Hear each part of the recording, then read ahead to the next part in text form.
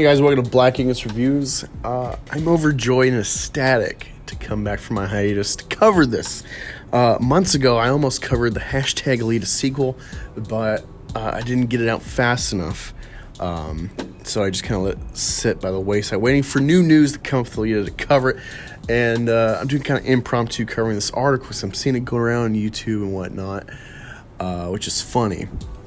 Because the same people that want to, hammer Birds of Prey, because it, at best is broken even, but I think it lost money, and there's a few things from the writer that, obviously the costume was a kind of SJW feminist, whatever, bent. But overall, the film was pretty entertaining. But these people that cover it, they're not comic book fans, and they didn't see the property. Yet they keep hammering and are ecstatic about the failure of it. And what's funny is I fell for these people and their reviews going to see Alita, and that's like my most hated experience in theaters. I fell for something. I saw the trailers. I knew this is going to be mediocre. It's subpar. Pass. But people tricked me, and I saw I wasted $5 and 2 hours of my life seeing that dog shit movie with such a clustered plot. It's like 3 or 4 movies crammed together into one story. Awful time. But there's news. Christoph Waltz is surprised Alita 2 isn't happening yet. He definitely wants a sequel. Welp, tough break, Chris. Alright, so this article says, it's almost impossible to predict which movies will capture the public attention the most. So varied and eclectic are people's tastes. One such movie has been a surprise hit among fans is last year's cyberpunk action movie, Alita Battle Angel. I don't know how much of a hit it was. It didn't even make $100 million in America. People were relying on China to bolster the sales to get it to break even. So, fan base. That's a stretch. Anyway, well, now one of those stars of the first movie, Inglourious Basterds star Christoph Waltz, declares his desire for Alita Battle Angel 2, as well as his reasoning for why one has not been announced. He says, of course I would. But I'm as wise as you are. I haven't heard anything, and I'm a little disappointed and surprised that I haven't heard a thing so far, because I know that it has followers. I know that people liked it aside from what others said. I loved it, and I liked working on it, and I liked the result. He continues, it was Fox, and Fox doesn't exist anymore. Now it's Disney. Maybe it doesn't fit into the Disneyfication, but I have no clue. Don't know why I said that twice. Maybe they're working on something, and I wouldn't be the first person to hear, but meanwhile, I haven't heard anything. So Christoph speculates that it might be because the property is now owned by Disney. That's why no follow-up has been announced. Perhaps the movie does not fit into the quote-unquote Disneyfication, as he puts it. Now, I do think that's a keen observation in general for films, to worry about the Disneyfication.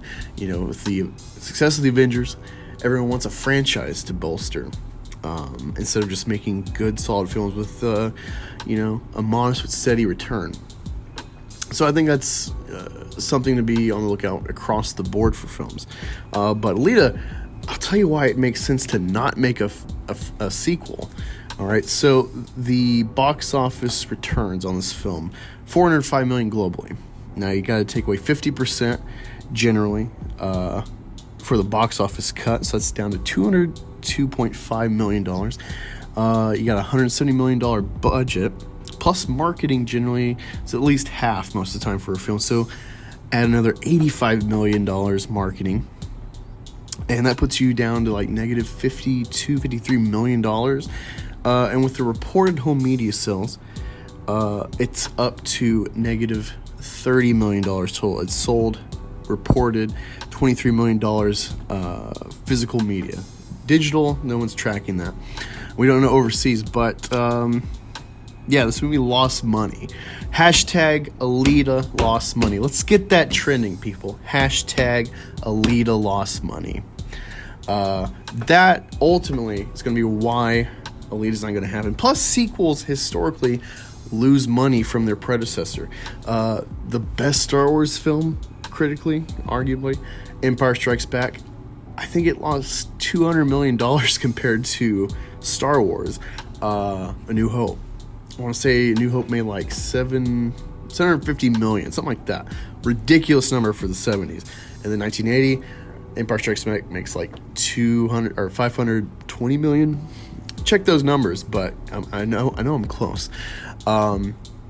Deadpool 2, for example. I'm pretty sure Predator 2 lost money compared to the first one.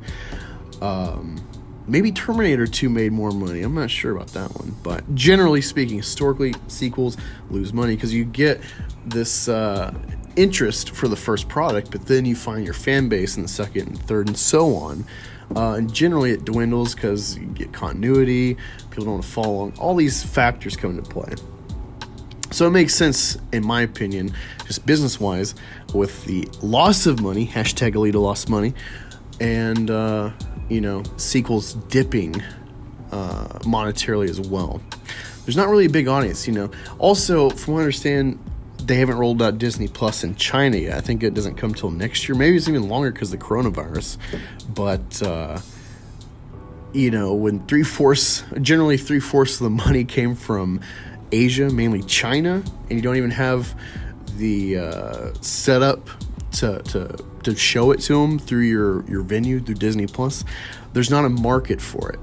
$100 million couldn't be made in America by this film, with the Alita challenge against Captain Marvel, with a political commentator pushing this challenge, getting it trending on Twitter and stuff, people saying they saw it 6, 7, 8 times in theaters to help make it break even.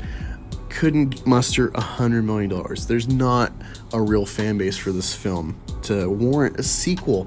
Plus all you Alita shills, you fanboys, you weirdos who latched onto this movie because of strong whammon, supposedly. It's not in the cards. It's not happening. And it makes me happy because this movie's dog shit. Let me read this one piece of the article. And this kind of surmises just how wacky this movie is. So, the movie Alita Battle Angel follows titular Alita, a battle cyborg, who is revived by Ito, a doctor who realizes that she actually has the soul of a teenager. Oh, it sounds like anime Hunger Games fan fiction. I'll do you one even better. Imagine what I just said as the pitch, but it's Brie Larson. Does that not sound like Mary Sue potential? Yeah, she has a few challenges, but it's kind of Mary Sue-ish, in my opinion. Not the worst, but God,